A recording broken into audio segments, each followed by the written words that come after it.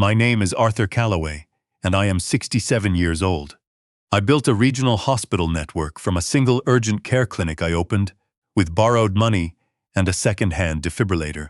I raised my daughter alone after her mother passed when Ivy was 9. I coached her softball team, sat in the front row at every school play, and drove 4 hours round trip every other weekend her freshman year of college just to take her to Sunday brunch.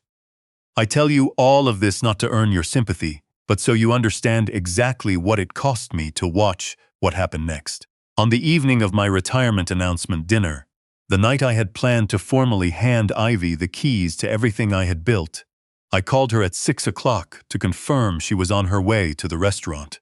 She picked up on the fourth ring, sounding slightly breathless, and told me she was stuck in a budget review meeting that had run catastrophically late. She said she was so sorry that she would make it up to me that we could reschedule for the weekend.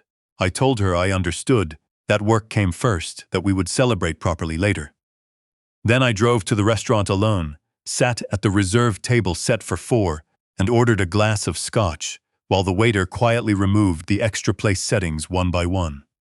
That was the night everything started unraveling. By the time it ended, I had watched my daughter and her husband attempt to sell the hospital network I bled to build.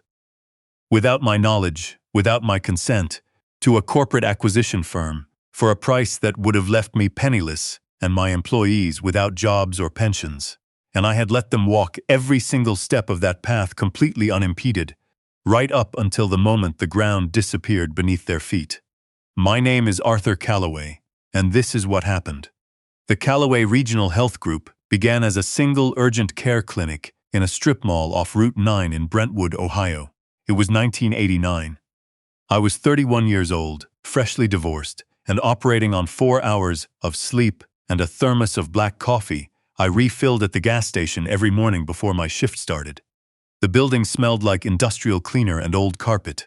The waiting room had 8 plastic chairs and a television bolted to the wall that only received 2 channels. I treated sprained ankles, ear infections, and the occasional stitches case, billing each patient carefully and meticulously by hand because I could not afford software. By the time Ivy was born, I had opened a second location. By the time she was in middle school, I had 3. By the time she graduated from Ohio State with her MBA, Calloway Regional Health Group was a network of 11 facilities across 4 counties, employing over 600 people, with a revenue stream that had attracted quiet interest from some of the largest hospital conglomerates in the Midwest. I did not sell, not once, not to any of them. I had built this company to serve the communities that raised me, to give working families access to decent medical care without driving 45 minutes to a city hospital. That mattered more to me than any acquisition offer. I kept the mission on a framed piece of paper above my desk and read it every single morning before I opened my email. When I brought Ivy on as Chief Operating Officer 4 years ago, I was the proudest I had ever been in my professional life. She was sharp, organized, genuinely talented, and she had grown up watching me pour everything into this place. I assumed she had absorbed the mission along with the business model. I assumed a great many things that turned out to be catastrophically wrong. The retirement announcement dinner was my idea. I had planned to stand up in front of our senior leadership team, our board liaison, and a few close family friends and formally announce that I was stepping back to a non-executive advisory role. Ivy would be named president and CEO. The transition plan was already drafted. The board had approved it unanimously 3 weeks prior. All that remained was the celebration. She did not come. I sat at that table for 2 hours. I had 1 glass of scotch, then a second. I ordered a steak I'd not eat and had the waiter wrap it in foil. On the drive home, I told myself she was under pressure, that the budget review was real, that she would call in the morning with a full apology and we would laugh about it eventually. She did not call in the morning. I called her.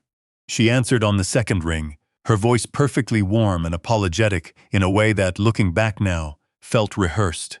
She said the meeting had been brutal, that a vendor contract dispute had nearly derailed their second quarter projections, and that she had felt terrible all evening knowing I was waiting. She promised Sunday brunch, her treat. I told her it was fine. I meant it when I said it. I do not know exactly what made me log into the secure administrative server that Saturday afternoon. I had not accessed the back-end financial system in nearly a year, having handed off day-to-day oversight to Ivy and our CFO, a man named Theodore who had been with me for 12 years. I suppose some quiet instinct had been accumulating evidence, long before my conscious mind was willing to look at it. The unanswered questions at board meetings, the vendor relationships she had restructured without looping me in, the vague deflections when I asked about the Capital Reserve reports. I poured 2 fingers of scotch, settled into the chair behind my desk at home, and typed in my master access credentials. What I found in the first 20 minutes made my hands go completely still on the keyboard. There were 12 months of communications in the senior executive shared drive that I had never been forwarded. Email threads between Ivy, her husband Bradley, and an external consulting firm called Meridian Health Advisors. The subject lines were banal and professional. Strategic positioning assessment, market opportunity analysis, long-term portfolio review. The kind of language that was deliberately engineered to look routine to anyone glancing at a folder label. I opened the oldest thread and began to read. Meridian Health Advisors was not a consulting firm. It was a subsidiary of Vantage Capital Partners, one of the largest private equity acquisition firms operating in the Midwest healthcare sector. They had approached Ivy 14 months ago with a preliminary offer to acquire the Calloway Regional Health Group in its entirety, and for 14 months, she had been negotiating without telling me. The acquisition price in the most recent draft term sheet was $41 million. On the surface, that sounds like a significant sum. In reality, it was less than half of what an independent valuation conducted by our board liaison 18 months ago had assessed the network to be worth. $41 million was a distressed asset price. It was what you accepted when you were desperate, when you had run out of options, or when you needed the deal to close before someone with the authority to stop it found out what you were doing. I sat in my study for a long time. Outside, the late afternoon sun was cutting long gold lines across the floorboards. The neighborhood was quiet. Somewhere down the street, a kid was practicing guitar, the same 4 chords looping over and over. I could hear the refrigerator humming in the kitchen. I thought about the day Ivy was born. I remembered sitting in a hospital chair with her wrapped in a yellow blanket, thinking that I would never love anything in my life more completely than this small, blinking, indifferent creature. I had been right. I still loved her more completely than anything else in my life, which is precisely why the grief sitting in my chest at that moment felt like a physical weight. But grief and action are 2 separate things. I stood up, walked to the kitchen, poured the scotch down the drain, and called Martin Ashford. Martin was the personal attorney who had handled every major legal transaction in my professional life since 1994. He was 71 years old, semi-retired, and the sharpest legal mind I had ever personally encountered. He answered on the 3rd ring, sounding relaxed, and when I finished telling him what I had found, the relaxed quality in his voice disappeared entirely. He asked me how much of the board had been contacted. I told him I did not know yet. He asked whether Ivy had access to my personal signature authorization codes. I told him she had access to the COO-level signature protocols, which had a defined scope of authority limited to operational expenditures under $250,000. He went very quiet. He told me not to touch anything in the administrative system. He told me not to confront Ivy, not to contact Bradley, and not to discuss this with anyone inside the organization until he had a chance to pull the corporate governance records and identify exactly where the boundaries of the alleged authority had been crossed. He said he would have a preliminary assessment on my desk by Monday morning. I thanked him and hung up. Then I sat in my kitchen in the growing dark for a long time, doing nothing at all. The next week was the longest of my professional life, and also, in a strange way, the most clarifying. I went to work every morning. I attended the standing Tuesday leadership meeting and sat at the head of the conference table listening to Ivy present operational updates with her characteristic precision and ease. I asked questions. I nodded at the right moments. I brought coffee from the good place on Madison Street and set a cup in front of her the way I always did. She had no idea. Martin's preliminary report landed Monday as promised, and was comprehensive enough to make my stomach clench. Ivy and Bradley had not simply been negotiating a sale. They had been systematically preparing the company for transfer, without triggering any of the ownership notification thresholds written into our corporate bylaws. Bradley, who held no official position within Calloway Regional, had been working directly with Meridian's due diligence team, providing internal financial data that only someone with access to our systems could have supplied. The data packages sent to Vantage Capital included confidential vendor contracts, our employee pension fund structure, and a proprietary patient volume analysis that had taken our analytics team 18 months to build. This was not a daughter making a misguided business decision. This was a coordinated effort to strip my life's work out from under me before I formally transferred authority, at a price that would have netted I and Bradley a tidy personal payout, while leaving me, my employees, and my mission entirely at the mercy of a private equity firm whose primary interest was consolidation and margin optimization. I read that report sitting in my car in the parking garage at 7 in the morning before anyone else arrived. When I finished, I folded it carefully, placed it in my briefcase, and went upstairs to make the coffee. Martin had identified one critical vulnerability in their plan. Under Ohio corporate law and our specific bylaws structure, the sale of a controlling interest in a privately held healthcare company required the written, notarized consent of the founding shareholder if that shareholder retained greater than 30% ownership. I retained 62%. No transaction could legally close without my signature. They knew this, which meant they had a plan to address it.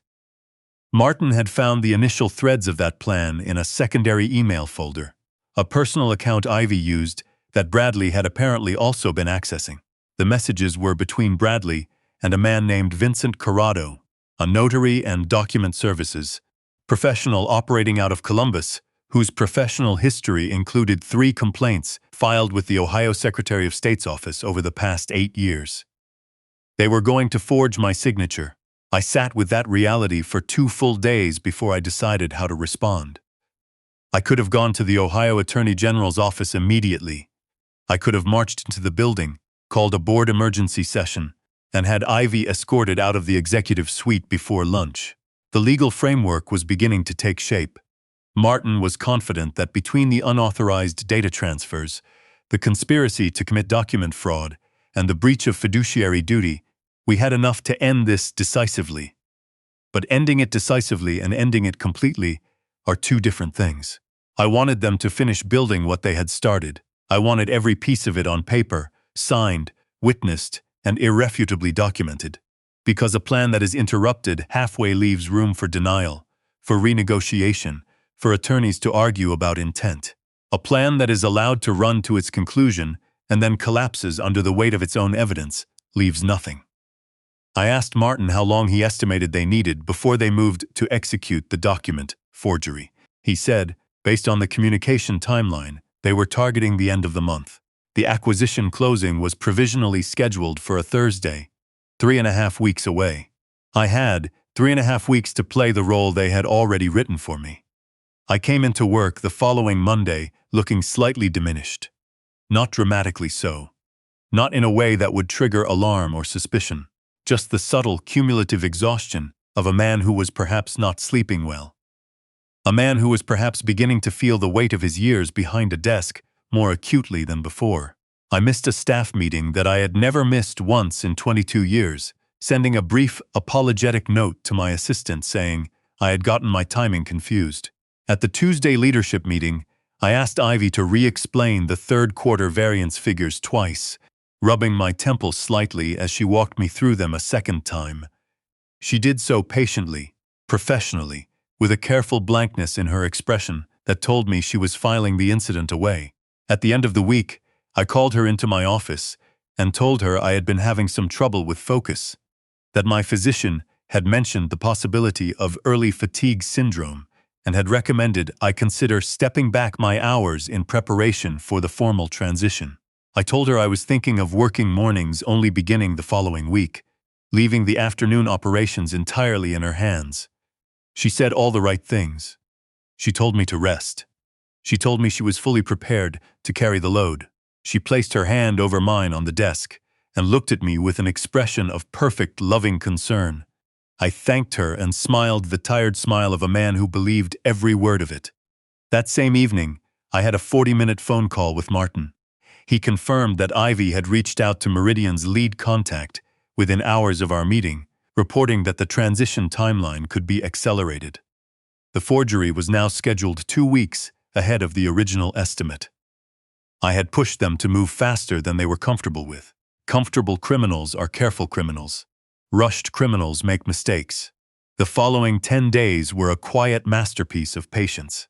I reduced my office hours as promised, leaving at noon each day and letting Ivy take afternoon calls and approvals with minimal oversight. I canceled my standing meeting with Theodore, our CFO, telling him I trusted Ivy's numbers implicitly and did not want to create redundancy. Theodore, who is a careful and perceptive man, gave me a look during that conversation that I pretended not to notice. I was not idle in those afternoons. Martin had retained a forensic document specialist named Carolyn, who was working with a former federal financial investigator he trusted absolutely. Together, they were building a complete evidentiary record. Every email, every data transfer timestamp, every phone record we could legally access, every financial movement between Bradley's personal accounts and Meridian's consulting retainer. Vincent Corrado, the questionable Columbus notary, had by this point been quietly interviewed by Martin's contact at the Ohio Attorney General's Consumer Protection Division. He had been remarkably cooperative once shown the previous complaints on his professional record. He confirmed that he had been engaged by Bradley to provide a signature notarization service for a corporate document transfer. He confirmed the client name, the document type, and the scheduled date.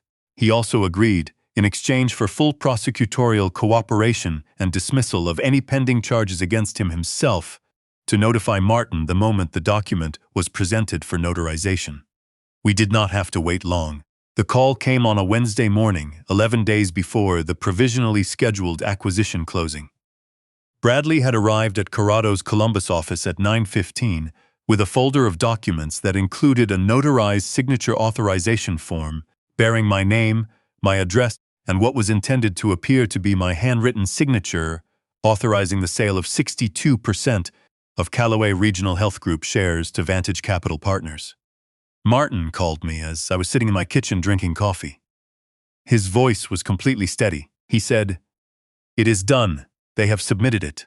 I set my coffee cup down on the counter very carefully. I thanked him. I told him to begin the next phase. The Calloway Regional Health Group Board of Directors held an emergency session 2 days later. I had personally contacted every board member the previous evening, telling each of them only that I needed their presence for an urgent governance matter and that they should come prepared to review legal materials.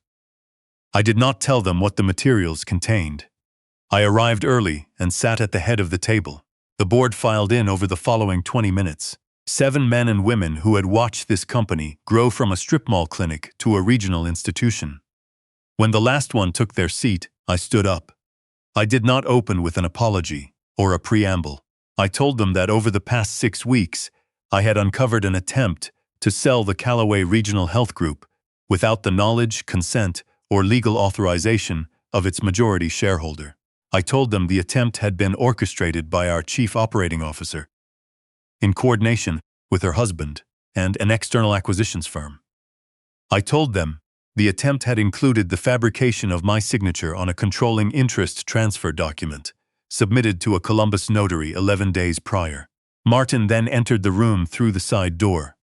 Behind him was a representative from the Ohio Attorney General's office and a forensic document examiner. Martin distributed bound evidence packages to every board member. The email archive, the data transfer records, the timeline, the Corrado affidavit, the forged document itself alongside Carolyn's analysis demonstrating that the signature it bore was not mine, confirmed by 3 independent handwriting specialists. The room was completely silent. I waited while they read. The door at the back of the boardroom opened while the board members were still reviewing the materials. I had not planned for this, but I was not surprised by it either. Ivy and Bradley walked in together. They had clearly been called to an emergency meeting of their own. A text from Bradley's assistant I had quietly arranged through Martin, worded to suggest the acquisition closing timeline was being moved up and their immediate presence was needed to finalize signatures. They were both dressed well. Ivy had a leather portfolio under her arm. Bradley was already reaching for his phone. They stepped into the room and stopped. Ivy looked at the bound evidence packages on the table. She looked at the board members' faces. She looked at the representative from the Attorney General's office. Then she looked at me. I have thought many times since then about what I saw in her expression in that moment. It was not a simple thing. There was fear, obviously, and the particular white shock of someone whose careful construction has just shattered without warning.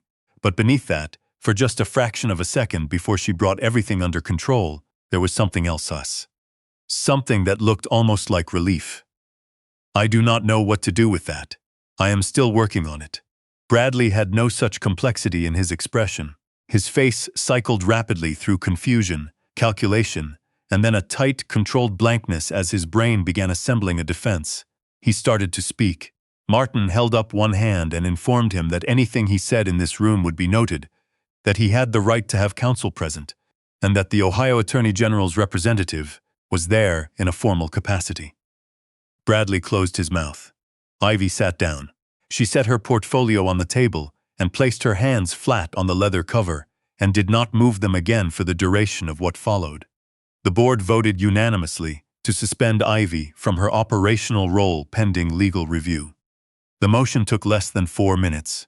Martin submitted the evidence package formally to the Attorney General's representative, who confirmed that the investigation into document fraud, unauthorized disclosure of proprietary business data, and conspiracy to commit corporate theft was now an official proceeding. Bradley was escorted from the building by our head of security, a quiet former Marine named Douglas, who managed the situation with a professionalism I was grateful for. Ivy stayed. After everyone else had filed out, she and I sat at that long table alone for the first time. The room felt enormous. I could hear the ventilation system running above us and the distant sound of the elevator down the hall. She asked me how long I had known. I told her 6 weeks. She was quiet for a moment. Then she said she had convinced herself that it was the right decision, that the company was more valuable to the community as part of a larger system with greater capital access, that I was too emotionally attached to the mission to see the practical reality, that Bradley had made a compelling case and she had let herself be persuaded. I listened to all of it. I did not interrupt. When she finished, I told her that I had heard everything she said. I told her that if she had believed any part of it, she could have walked into my office on any morning of her 4 years as COO and made that case directly to my face. She could have commissioned an independent assessment and brought it to the board. She could have had 100 different conversations that might have led to 100 different outcomes. Instead, she and Bradley had decided that the most efficient path was to remove my ability to object. She did not have an answer to that. I told her that I loved her, that I would continue to love her in the way that parents love their children, which is to say completely and without a meaningful exit, but that love and trust are different things, and one of them had been irreparably changed by what she had done. I picked up my briefcase and walked out. The legal proceedings moved with the particular grinding slowness of Ohio civil and criminal courts.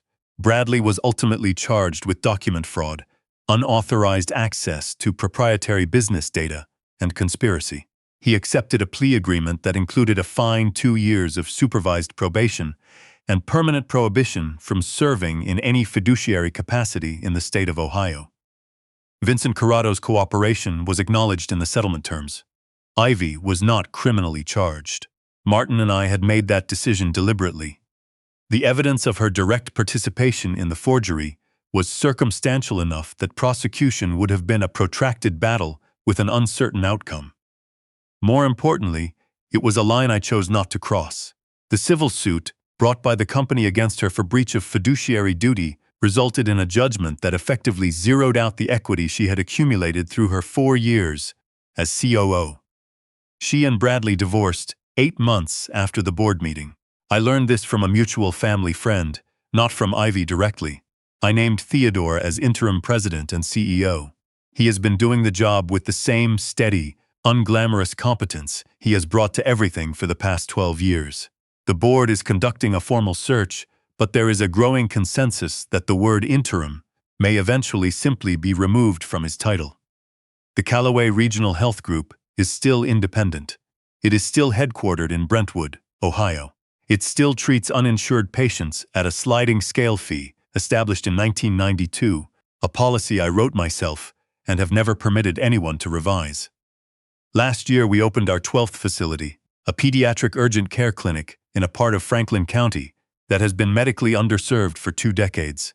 I attended the ribbon cutting and stood in the parking lot afterward, looking at the building, thinking about the strip mall on Route 9 and the 8 plastic chairs and the television that only got 2 channels.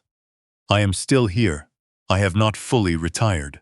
I come in 3 mornings a week and I drink coffee with Douglas in the lobby, and I walk the halls and I ask the staff how they are doing, and I mean it when I ask. This is my work. This has always been my work. Not the revenue numbers or the acquisition valuations or the term sheets and the corporate governance filings. The work is the people. The work is being present for the communities that trusted you with their most vulnerable moments. That is what I built. That is what I protected. That is what will outlast me. To anyone watching who has given their whole life to something they love, a business, a family, a community, and found themselves betrayed by the people they trusted most with it, I know that the grief of that betrayal does not disappear cleanly. It lingers. It sits beside you at breakfast and turns up uninvited at quiet moments and demands to be acknowledged. You do not have to pretend otherwise. But I also know this. The thing you built is still there. It is still standing. And as long as you are the kind of person who built it in the first place, it will endure long after the people who tried to take it have faded from the story entirely. If this gave you something today, hit like and subscribe, and tell me in the comments where you are watching from. This community means more than you know.